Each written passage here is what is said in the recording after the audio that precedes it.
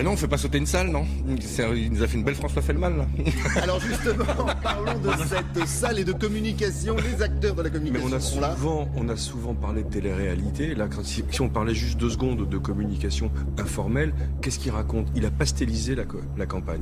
Il y a du rose, du jaune, du bleu ciel. Donc tout est beau, tout est gai, mais c'est plus de la télé-réalité. On est revenu à Hélène et les garçons. C'est le plateau d'Hélène et les garçons, c'est la cantine de la fac.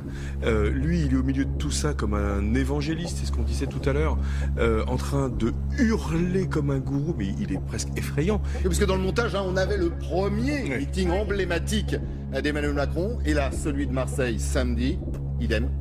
J'ai regardé tout le meeting hier soir, je l'ai regardé sur YouTube pour être précis, mais je me suis endormi. Il n'a strictement rien annoncé d'intéressant. Est-ce qu'on a atteint ce week-end les limites et du personnage et de la communication politique? Moi je pense parce que quand on regarde sa gestuelle, uniquement sans écouter, faites l'exercice, il imite Nicolas Sarkozy. Il bouge les épaules, il bouge la tête comme ça. Il a la gestuelle de Sarkozy. On a l'impression qu'il a et vous pensez que ça a été programme étudié de Hollande, la gestuelle de Sarkozy. En gros, c'est une sorte de synthèse. Emmanuel Macron, c'est un produit, je suis tout à fait d'accord avec ce qui a été dit, c'est un produit qui a été fabriqué. Il est probablement le jouet ou la marionnette de quelqu'un qui aurait aimé pouvoir se présenter, mais qui malheureusement n'en a pas pu. On va y revenir. C'est donc le nom que vous avez prononcé, mon cher Christophe. Et finalement, il prend un petit peu de chacun. Mais au fond, ça donne quoi? Ça donne rien. C'est pas un produit. On parlait de marketing. C'est un trou noir. On a une marketing. Alors évidemment, on va avoir des problèmes à la Toutes les composantes politiques, on est mort. C'est-à-dire que c'est ça, c'est une espèce de force, mais il n'y a rien, c'est un candidat de synthèse, voire un artefact pur et dur, quoi. Un artefact. Non, mais c'est le triangle des Bermudes, je suis d'accord. C'est ça, c'est le triangle des Bermudes. Et il retire de toute matière les choses. Après, j'en souris d'habitude, je suis plutôt en colère parce que enfin. Oui, c'est vrai, là vous avez l'air mais non, pas résigné, mais parce qu'on va pas se raconter de bêtises, ce type est dangereux. Il est dangereux, son programme est dangereux. Protection liquide, les Français, ils sont bons. Pas bonjour à moi. Oui, je jamais dit comme ça. Ne me touchez pas. Ne me touchez pas. Ne me touchez pas. Ne me touchez pas. Ne me touchez pas. Lève ta main, mon frère. Ne me touche pas. Vous dites que les Français c'était bon en rien et vous venez là. Non, vous avez dit que les Français c'était bon en rien. Non. On est d'accord ou pas? Je n'ai jamais dit ça. Vous ne passerez pas. On n'a jamais voté, on votera pour vous. Faites tomber les masques d'Emmanuel Hollande ou de François Macron, peu importe. Nos compatriotes se moquent bien de ce bal masqué politique.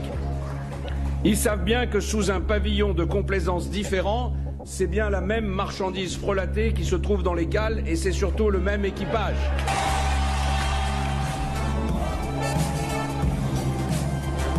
Bonjour à vous. Bonjour Marseille.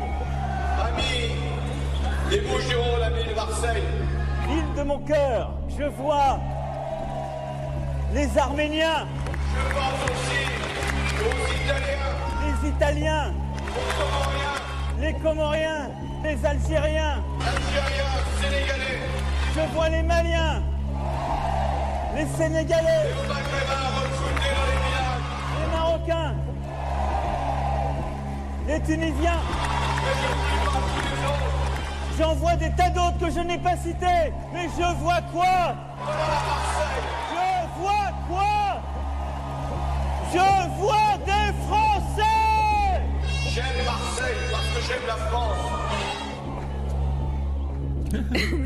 Voilà une séquence réalisée sans trucage. Il ne s'agit simplement que de montage. Commentaire pendant justement, autant tout vous dire, c'est la franchise dans la médiasphère de Ludovic Delerche. Il ne voit quoi? Il ne voit plus rien. Il n'est pas habité, c'est-à-dire qu'on sent que ce sont des phrases préparées et qu'il ne se les est pas appropriées. Et c'est ça qui dérange, je trouve, à l'image. Il interprète un rôle qui lui a probablement été écrit par d'autres, dont on peut supposer qu'ils sont François Hollande, son épouse et je ne sais qui encore. Mais il interprète un rôle. N'oublions pas qu'il a connu sa femme dans un cours de théâtre il y a déjà 20 ans, 25 ans, et finalement, il n'est peut-être pas autre chose qu'un comédien de planche qui interprète un rôle que d'autres veulent écrire pour lui. Alors, on est au théâtre, on regarde une tragédie qui se dessine avec un homme qui a appris à se mettre en scène. Vous allez au match? Oui, exactement, c'est ça. Je vais chercher mes lunettes chez moi, oui. Ah, donc vous quittez le meeting d'Emmanuel Macron pour le match, quoi. C'est pour ça, oui. Vous partez déjà? Oui, je suis très ennuyeux. Pourquoi? Vous lisez ça, il tourne les pages. Moi, je voudrais une visée pour le pays, quand même. Je pense qu'il va pas assez au fond des choses. C'est trop superficiel pour moi. Il reste dans la banalité, quand même, je trouve. Beaucoup de thèmes, mais pas assez d'idées concrètes. Et de programmes. nous, on veut un véritable changement. On veut pas que des belles promesses comme tous les autres candidats ont déjà fait, en fait. Il se met en valeur à travers un autre parti. Et ça, c'est hyper dommage. Enfin, ils ont que le mot FN à la bouche, en fait. Macron, c'est un agneau de lait pour moi. Il a pas le charisme. Il faut attendre un peu. C'est du vide. C'est du vent, quoi, ce qu'il dit. Il y a... Oui, voilà, des points de son programme, je sais pas, mais là, c'est que des trucs qui jouent sur les émotions, etc. Enfin, je t'en pas ça d'un président.